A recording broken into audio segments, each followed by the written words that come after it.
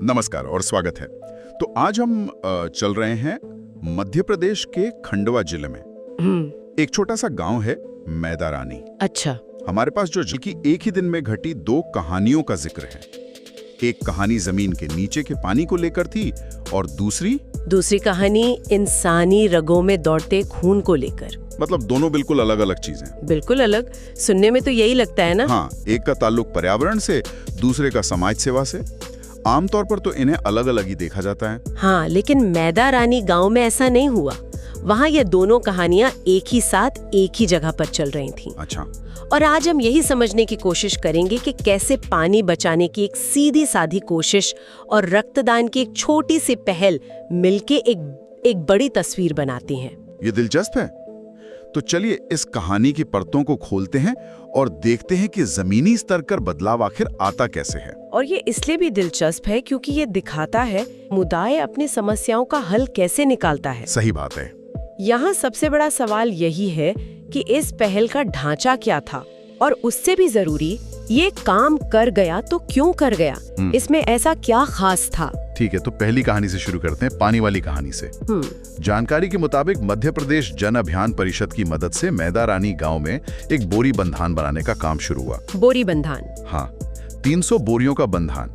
अब ये बोरी बंधान क्या चीज है? सुनने में तो कोई बहुत हाईटेक चीज नहीं लगती। और यही इसकी सबसे अच्छी बात है, ये कोई हाई फाई इंजीनियरिंग नहीं है। अच्छा। ये एक तरह से पानी को रोकने का सबसे असरदार और देसी जुगाड़ है, और मेरा मतलब इसे कॉम्प्लीमेंट की तरह है। मतलब कैसे? सोचिए, बारिश का पानी नाले से तेजी से बहकर निकल जाता है। बोरी बंधान का मतलब है कि आपने बोरियों में मिट्टी या रेत भरी और उन्हें नाले के आर पार एक छोटी सी दीवार की तरह लगा दिया, बस। अच्छा, मतलब एक तरह का अस्थायी मिनी डैम। बिल्कुल। ये पानी को पूरी तरह रोकता नहीं, बस उसकी रफ्तार धीमी कर देता है। इससे पानी को जमीन में रिसने का यानी सूखने का ज्यादा वक्त मिल जाता है। नतीजा ये कि आसपास के कुओं और हैंडपंप्स का वाटर लेवल धीरे धीरे ऊपर आने लगता है। ये तो बहुत बढ़िया है। सस्ता है, असरदार है, और सबसे बड़ी बात, इसे गांव के लोग खुद बना सकते हैं। किसी बड़ी मशीन या कॉन्ट्रैक्टर की जरूरत नहीं। और शायद इसीलिए ये सिर्फ एक कंस्ट्रक्शन प्रोजेक्ट नहीं रह जाता। बिल्कुल। जब लोग खुद अपने हाथों से बोरियों में मिट्टी भरते हैं तो वो सिर्फ एक दीवार नहीं बना रहे होते, वो पानी की कीमत समझ रहे होते हैं। आपने बिल्कुल सही नब्ज पकड़ी है। ये भागीदारी का प्रतीक बन जाता है। लेकिन यहाँ एक बात है जो मुझे बहुत दिलचस्प लगी। क्या? इस काम में शामिल लोगों की लिस्ट, ये किसी एक विभाग का कार्यक्रम नहीं था। हाँ, ये लिस्ट वाकई लंबी है। इसमें जिला पंचायत के उपाध्यक्ष श्री दिव्यदित्य शाह जी जैसे सरकारी प्रतिनिधि थे।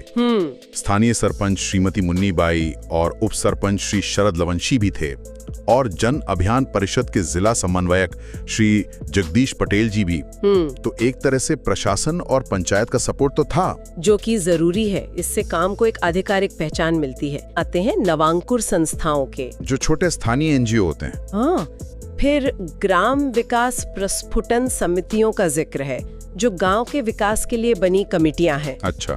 और सबसे दिलचस्प, मुख्यमंत्री सामुदायिक नेतृत्व क्षमता विकास पाठ्यक्रम के छात्र छात्राएं भी इसमें शामिल थे। एक मिनट, तो मतलब इसमें सरकारी अफसर, चुने हुए नेता, लोकल एनजीओ, गांव की समितियां और स्टूडेंट्स, सब एक साथ मिट्टी और बोरियों से काम कर रहे थे। यही इस पहल की सफलता का राज है। इस जानकारी से ये अंदाजा लगता है कि जमीनी नेतृत्व इतना मजबूत, जब सरपंच, उप सरपंच और गांव की समितियां खुद काम में जुट जाती हैं, तो बाकी सब लोग भी साथ आ जाते हैं। और छात्रों की ऊर्जा, उनकी ऊर्जा तो कमाल की होती है। ये छात्र तो लीडरशिप का कोर्स ही कर रहे थे, उनके लिए तो ये एक लाइव प्रैक्टिकल क्लास बन गई। सही बात है, किताबी ज्ञान को जमीन पर उतारने का मौका। बिल्कुल। तो ये ऊपर से थोपा गया कार्यक्रम नहीं था, बल्कि नीचे से खड़ा हुआ एक आंदोलन जैसा था। हाँ, जिससे सरकार ने बस सहारा दिया। सरकार यहाँ आदेश देने वाली नहीं, बल्कि साथ देने वाले की भूमिका में थी। और इसी भाव से एक बार पूरा जिला प्रथम स्थान पर आए, और इसमें आप सबका सहयोग और योगदान लगेगा। इसमें आप लोग सब मिलकर काम कर रहे हैं। ज़्यादा कुछ ऐसी लंबी बात मुझे कहनी नहीं है। आप लोगों के बीच में कोई भी ऐसी बात हो तो आप लोग बेझिझक कभी भी हम लोगों से मिलकर अपन लोग आगे समाज के लिए, आपके खुद के लिए भी, परीक्षा के लिए, एजुकेशन के लिए कोई भी बात हो तो हम लोग सब मिलकर बात करेंगे। इतना कहकर मेरी वाणी को विराम। जय श्री राम, जय सेवा, जय बड़ौदा। भावना को जिला पंचायत के उपाध्यक्ष श्री दिव्यदित्य शाह जी के भाषण में भी देखा जा सकता है। उन्होंने क्या कहा? उन्होंने ये नहीं कहा कि हमने ये कर दिया। उन्होंने कहा जल बचाना हम सभी की सामूहिक जिम्मेदारी है। अच्छा। जल संरक्षण को जन जन का अभियान बनाकर ही भविष्य की जल चुनौतियों का सामना किया जा सकता है। ये बहुत बड़ी बात है। वो इसका श्रेय पूरे समुदाय को दे रहे थे। बिल्कुल। तो एक तरफ लोग मिट्टी और बोरियों से अपने भविष्य का पानी सहेज रहे थे, जो एक कमाल की सामूहिक कोशिश है। लेकिन जो चीज इस दिन को और भी खास बनाती है वो ये है कि इसी भीड़ में एक और तरह की सेवा चल रही थी। हाँ, जो बहुत ही व्यक्तिगत थी। हाँ, यहीं से हमारी दूसरी कहानी शुरू होती है। और ये इस पूरे आयोजन के मकसद को और भी गहरा बना देती है। उसी जगह उसी कार्यक्रम के साथ एक रक्तदान शिविर भी लगाया गया था। अच्छा, साथ साथ? हाँ, और यहाँ एक नाम खास तौर पर सामने आता है, प्रिंस चेतमल। प्रिंस BSW यानी बैचलर ऑफ सोशल वर्क के छात्र हैं। तो जाहिर है समाज सेवा उनकी पढ़ाई का एक अहम हिस्सा है।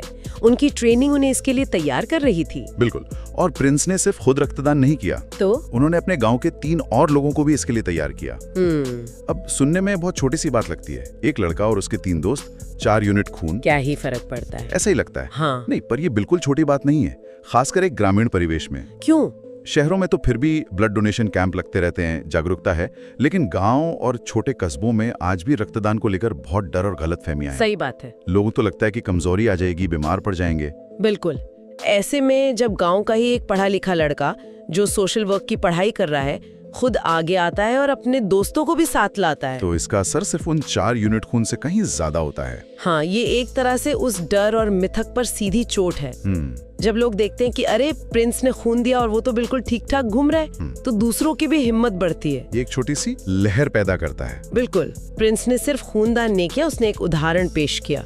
उसने अपनी शिक्षा को सिर्फ डिग्री के लिए नहीं बल्कि समाज में सीधे तौर पर इस्तेमाल करके दिखाया। तो ये सिर्फ 4 लोगों का रक्तदान नहीं है, ये मानसिकता में बदलाव लाने की एक कोशिश है। हाँ। एक तरफ पूरा गांव मिलकर एक साझा समस्या यानी पानी की कमी से लड़ रहा था, एक सामूहिक प्रयास। और दूसरी तरफ एक अकेला छात्र एक व्यक्तिगत स्तर पर जिम्मेदारी निभा रहा था जो किसी अनजान व्यक्ति की जान बचा सकती है। और देखिए दोनों चीजें जुड़ी कैसे हैं? कैसे? एक स्वस्थ समाज के लिए एक स्वस्थ पर्यावरण जरूरी है। पानी होगा तो खेती होगी, सेहत होगी। सही बात है। और एक स्वस्थ पर्यावरण को बचाने और बनाए रखने के लिए एक जागरूक और जिम्मेदार समाज चाहिए। जो लोग श्रम दान करके बोरी बंधान बना रहे हैं उनका स्वस्थ होना जरूरी है, और रक्तदान उसी स्वास्थ्य और जिम्मेदारी का एक प्रतीक है। मतलब इस कार्यक्रम ने इन दोनों को एक ही धागे में पिरो दिया। हाँ बिल्कुल। इस रिपोर्ट में कार्यक्रम के संचालन और आभार जताने वालों का भी जिक्र है, जैसे श्री मोहन रोकड़े और श्री ललित पवार। साथ ही श्री तीरथ सिंह देवड़ा, श्री मोहन मालवीय और श्री नेपाल पवार जैसे कई और गणमान्य लोगों के नाम। ये नाम शायद हमें औपचारिक लगे, लेकिन ये दिखाते हैं कि ये कोई कोने में हुई घटना नहीं थी, इसे पूरे इलाके का समर्थन हासिल था। इन नामों का होना इस बात का सबूत है इस पहल को सामाजिक और राजनीतिक दोनों तरह की मान्यता मिली हुई थी। और सामुदायिक कामों की सफलता के लिए ये बहुत जरूरी होता है। तो चलिए अब इन दोनों कहानियों को एक साथ रखकर बड़ी तस्वीर देखते हैं। एक बोरी बंधान और एक छोटा सा रक्तदान शिविर, इन दोनों को एक साथ करने से हमें आखिर क्या पता चलता है? मुझे लगता है यहाँ हम एक दोहरी शक्ति का मॉडल देख सकते हैं। दोहरी शक्ति का मॉडल? हाँ, ये मॉडल बताता है कि किसी भी समुदाय में स्थायी बदलाव लाने के लिए 2 तरह की ताकतों का एक साथ काम करना जरूरी है। ये सुनने में दिलचस्प लग रहा है, समझाइए जरा। पहली शक्ति है सामूहिक शक्ति, कलेक्टिव पावर। अच्छा। ये हमने पानी बचाने वाले प्रोजेक्ट में देखी, जहाँ पूरा गांव, पंचायत, प्रशासन, छात्र, NGO सब एक बड़े लक्ष्य के लिए एक साथ आ गए। एक टीम वर्क। हाँ, यहाँ किसी एक हीरो का नाम नहीं है, ये एक साझा प्रयास है। इस शक्ति का आधार होता है संगठन और सहयोग। बोरी बंधान जैसे बड़े ढांचागत काम इसी शक्ति से होते हैं। ठीक है, ये समझ आया। और दूसरी शक्ति कौन सी है?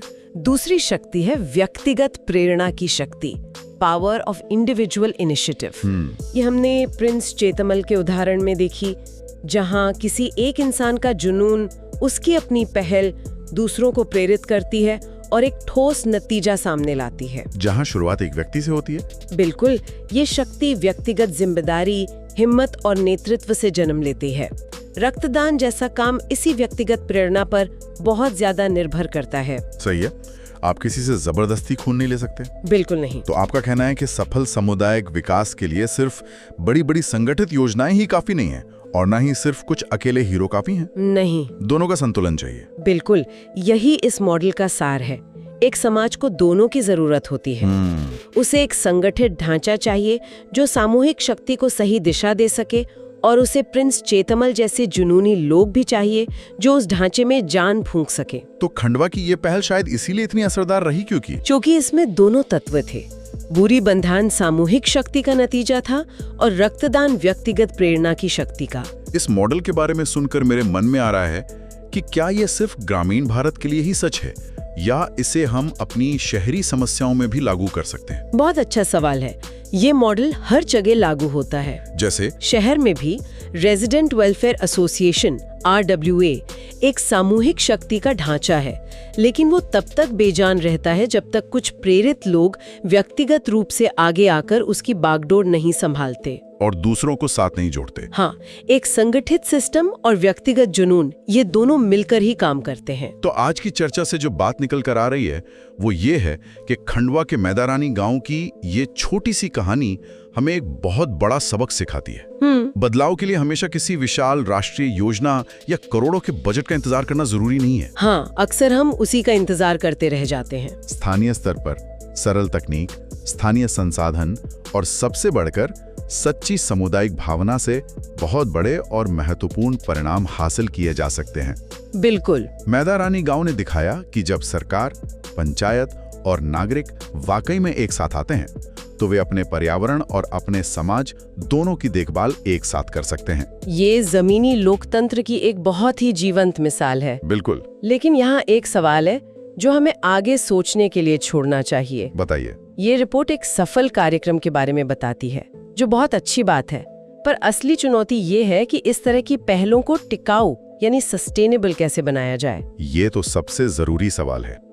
एक दिन का उत्साह और फिर सब खत्म। हाँ, वही, जैसे 300 बोरियों का वो बंधान बन तो गया, लेकिन अगले साल मॉनसून से पहले अगर कुछ बोरियां फट गईं या बह गईं, तो उनकी मरम्मत की जिम्मेदारी किसकी होगी? क्या उसके लिए कोई योजना है? बिल्कुल।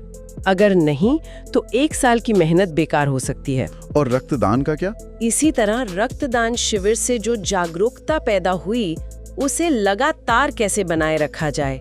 क्या गांव में कोई ऐसा सिस्टम बना जो नियमित रूप से लोगों को प्रेरित करता रहे, या ये सिर्फ एक बार का आयोजन बनकर रह गया? मतलब असली चुनौती एक दिन का कार्यक्रम करने में नहीं, बल्कि उस कार्यक्रम से पैदा हुई भावना को रोजमर्रा की आदत में बदलने में है। बिल्कुल। और इन सवालों का जवाब ही ये तय करता है कि मैदारानी गांव की ये खूबसूरत कहानी सिर्फ एक दिन की घटना थी या एक स्थायी बदलाव की शुरुआत।